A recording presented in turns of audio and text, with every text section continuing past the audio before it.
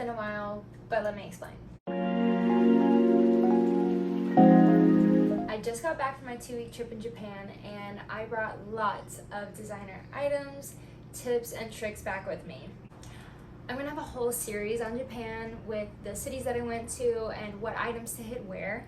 But for this video, I'm gonna give you a haul of everything that I came home with, as well as just a little rundown at the very end on how to claim designer items when you come back to the US. So for a little background, Japan is actually known for amazing designer thrifting. Partially because they have very strict rules on counterfeit designer items, so it just makes it a safe place where you are pretty much assured that everything is authentic, as well as just everything being in such good condition.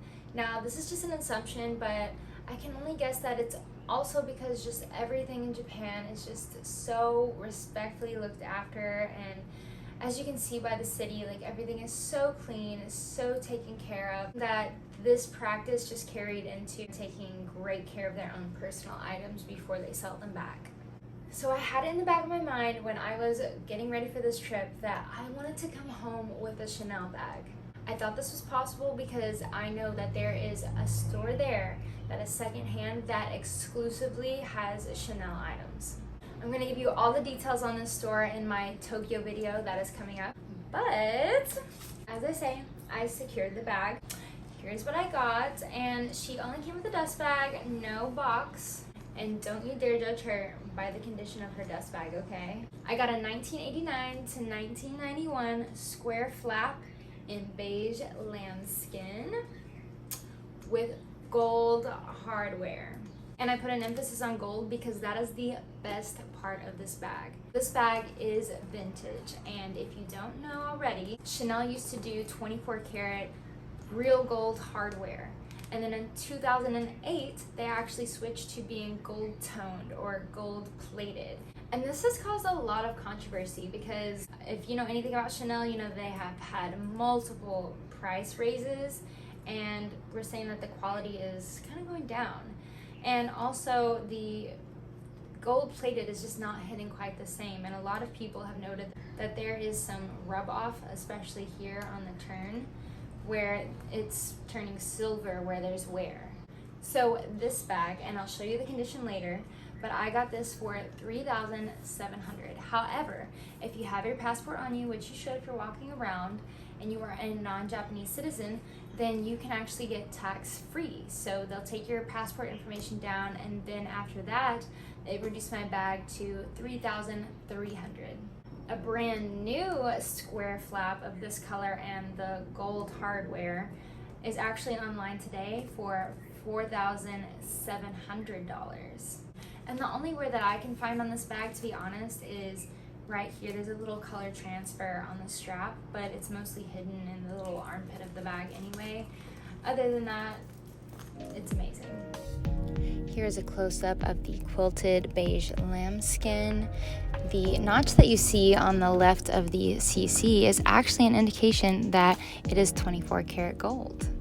And then the signature CC is of course sewn on the inside of the flap. Then we have a couple of card holder pouches on the inside. It's very spacious in my opinion. And then here's the only wear that I was talking about. There's some color transfer in the crevice of both sides, but nothing major. Next, I got another bag actually, and it was very unexpected for me. You will never believe where I found this bag, which I'll go over in my Osaka video coming up.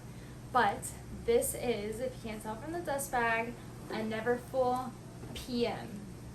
And you may be like, Lindsay, this is a pretty basic bag. But in recent Louis Vuitton news, they are actually trying to make Neverfulls become more exclusive because they have been just so saturated.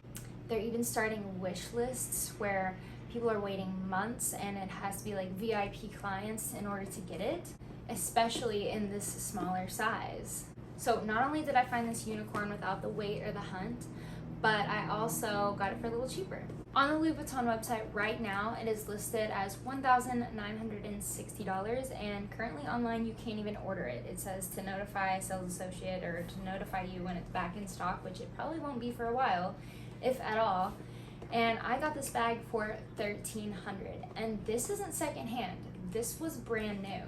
I ended up using this for the remainder of my trip. I also think TikTok knew that I got this bag because my algorithm is like showing me Louis Vuitton Neverfull hacks, so I'm gonna try some in some shorts coming up, so be on the lookout for that, see if they're real or myth.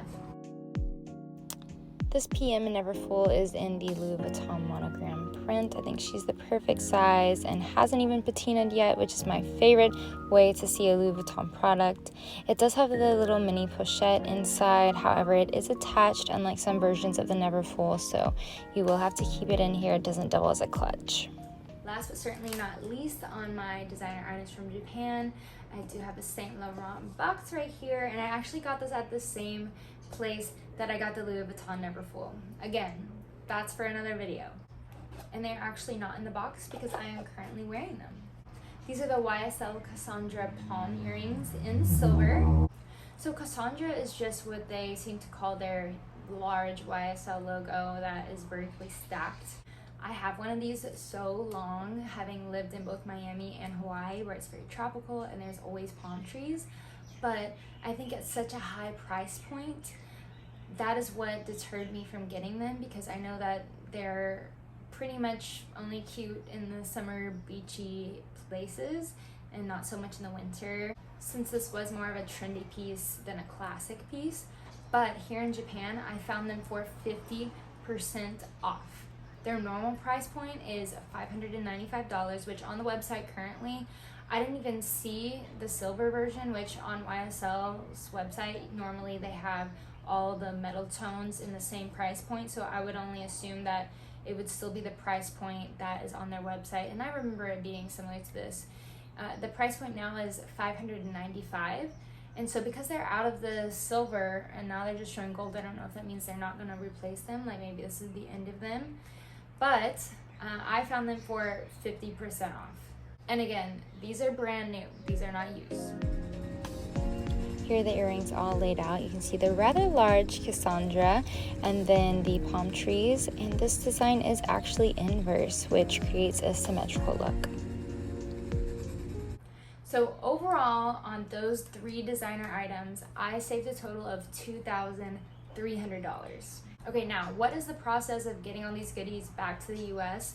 It's actually not as intimidating as you would think it is. This was my first time doing so I'm not gonna lie, I was a little anxiety, but it really wasn't that bad. Once you land back in the United States and you go through immigration, you will declare these items via custom declaration, so either a piece of paper, or if you have global entry, then you may just be verbally asked or asked virtually. In your party, say you're traveling with you and one other person, each person gets $800 of free items to claim. Theoretical situation, say that you bought 2 items, one item was $800 and the second item was also $800. You're traveling with yourself and maybe your husband. So when you come back, you can give one of your items to your husband and he can claim that, and then you can claim the first item, and then technically you're both in for free because that was both of your $800. But for me, I was just by myself and none of my items, well, I guess the earrings were technically under $800, but the other ones were both over in themselves, so it wouldn't have helped me to do that. So I did claim these items. So on one part of the form, you will just say that you do have expensive items to claim. And then on the back of the form, then you will itemize it. So for example, you will say Chanel purse, give the amount. It's helpful to keep the receipts as well, just because they will most likely look through your things, and then it's just helpful for them. I didn't have some of my receipts. They didn't have an issue with that, but next time I'm definitely going to keep all my receipts as I go. And I will say, I'm not sure that this happens every time, but they did search every single inch of my personal items, which was so fun. But no harm, no foul, right? But anyway, at the end, she did the math, totaled up the amount that I spent, which ended up being, I don't know, 5,000 something. And then she subtracted my free 800. And then she multiplied a leather goods tax to my Chanel bag and my Louis Vuitton bag. And with all that being said and done, I only ended up owing the United States $252. So when you think about how I saved $2,300 and then I only brought back the $250, so I'm still saving over $2,000 on these goods, plus They're goods that are hard to find, right? The real gold in the Chanel and the Louis Vuitton Neverfull. Hopefully I can make that process a little less scary for you, because I didn't have anyone to calm me down during that when it was like very unknown. But please be on the lookout for my Tokyo and Osaka shopping vlogs. I'm super excited to share those things with you. So subscribe and check the bell so that you don't miss them.